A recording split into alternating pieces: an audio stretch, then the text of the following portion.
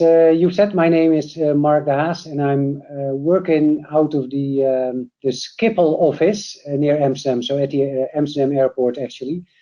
And I work for a company called Cargill, which is one of the largest privately held companies in the world, actually US-based, and we're active in the business-to-business food industry. So you will not recognize, we don't own many brands, but we are the main supplier of companies that you will probably know, companies like Mars, Nestle, Unilever. They're all big customers of ours. Cargill is globally managed through 25 call them business units, and I'm the finance director of the global cocoa and chocolate business. We are the #2 in the world, so a formidable player in the cocoa and chocolate industry. We started, and that's you will see on the next slide. We started our FP&A journey about 6 years ago. I was involved in the beginning, and before that time we were more traditionally organized with a business unit controller, a managing director, an HR manager, and I played that BU controller role, so a bit more classic. We decided to look into the FP&A function as such, and we use this framework or model to help us developing the function. So now there's no need to read through each and every bubble of this, but this is the roadmap we created 6 years ago, and occasionally I grab it off the shelf and yeah, add a few new either capabilities or functionalities or organizational changes that are needed. But this served us pretty well. Across the axis, you can see different dimension, because to become an FP&A organization, we needed to change processes. We needed to revisit and relook at the way how we measured our business. The organization needed to change. That was not always easy, as many of you will recognize. But what really served as well, and you can hardly read it at the bottom right, was that we set up a data and analytics function. So a small group of people who really started to look at our data, make sure the data is synchronized across the different parts of our business in the world, and make sure we could draw some conclusions for it. The first thing, however, they did was helping us setting up a forecasting process. And that is where actually for our business, the FP&A function really started to take shape.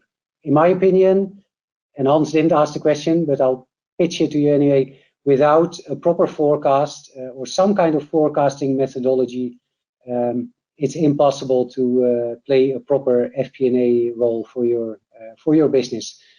Now, as you will see on the next slide, what the data and analytics team gave us was actually insight that some of it intuitively we knew, but some of it was really new for us. So I will not completely explain each and every data point here, but what you do see here are 3 data sets, where each of the data sets is a 24-month, or each data point in a line is a forecast of the point at the end of the line. So you can draw from these different data sets that over the years we have become more accurate. The flatter the line, the more stable your forecast is. So you could draw the conclusion that you're good into forecasting. But you can also see that the volatility in the forecast in the yellow line increased. Now, what did this exercise tell us or gave us of insights? And that's what you can see in the bullets on the right. So I know the data points here. I know what our budget process is. So I also know at what time targets are being set. So by portraying the data in this way, it became very clear that there was a near-term budget bias. So as soon as the budgets were set, we saw that the forecast came down, and therefore our targets came down. Now, this was interesting to support that with real data and real numbers, so we could actually have a good debate about whether or not that is good. We also noticed, if you see an upward trend, that you're basically under promise and over deliver. Now that may be nice for bonus purposes, but it's not nice to manage your business. So for all of our factories and supply chain people, it's very frustrating if they continuously run behind the facts. So having a reliable forecast serves our whole planning process much better. We also found out that we could not really challenge our salespeople. They came up with a forecast for next month, for next year, and even 24 months down the road. But for us in FP&A, it was very difficult to challenge them because we did not really know the customers and definitely didn't know their demands. Through statistical forecasting that came with some of the tools, we're now actually in a position to come up with a statistical forecast, and that gives us a better foundation of discussion with our commercial teams. Now you can read through the other bullet points at your own at your leisure, but without this insights, these data insights, we would not have been able to have very insightful discussions. It also became clear that we needed to develop new skills, and on the next slide you actually see the evolution over the last 5 years that we went through. So just very, very quickly on the management review, which is monthly a review of our whole management team, and where we actually look at our new 24 months forecast. Initially, it was just looking at the end of the fiscal year, which was actually a budget number. There was no strategic intervention, so it was very static. And as you could see on the previous slide, or at least I know, it was very biased. Now, where we are today is that every month we have a 36 months, 24 months forecast, which gives us a lot of insights. It gives us the opportunity to what I call drive balanced strategic intervention. So we see performance dips further out in the future. So we can actually work with the respective teams to resolve those. And it's, I would say, unbiased, not completely true, but it's definitely less biased. And this is a big win for us in the business.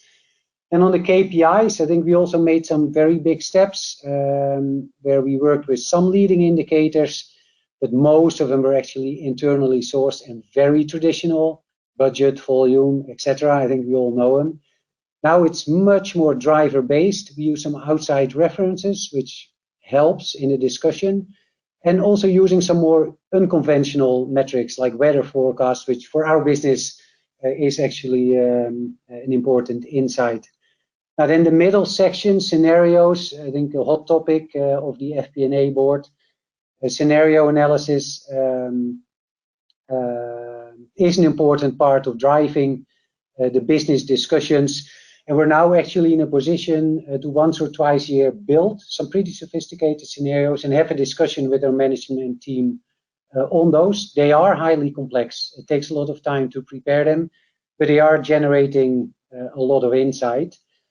And I maybe touch on the systems where initially good old Excel helped us well, but today I'm pretty proud of this part. It requires hardly any manual intervention to populate our dashboards and our forecasting process.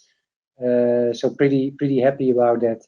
Yeah, and then communication also changed from reactive, unstructured to mainly reacting to observations to a more structured setting, dashboards that people can access on their own.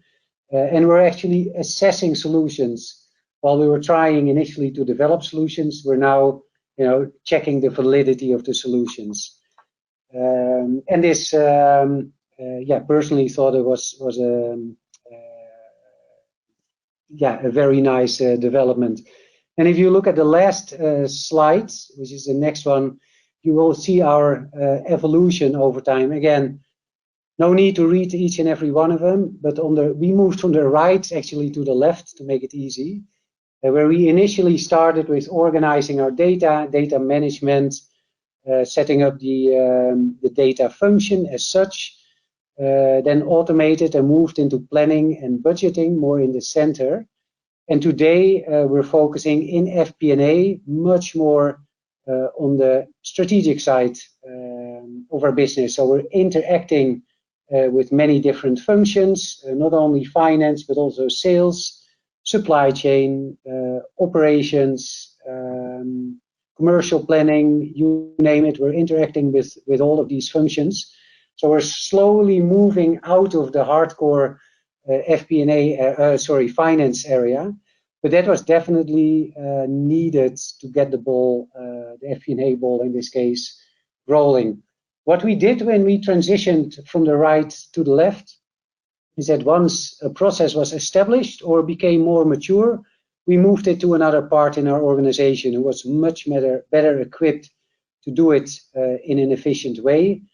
And that gave us in FP&A, which today is actually a very small team, gave us the opportunity to seek out new opportunities. So if you would ask me for a conclusion, having a forecast process was key. We would not have been able to do that without a data team that gave us the data insights. And that then triggered the shift in focus from a more finance focus to a more wider business focus on the left side. I will finish off with saying that on the last polling question, you saw the skill sets were kind of equally balanced. I think the storytelling part that you saw in there is something that you can only start doing once you have the right data set in place.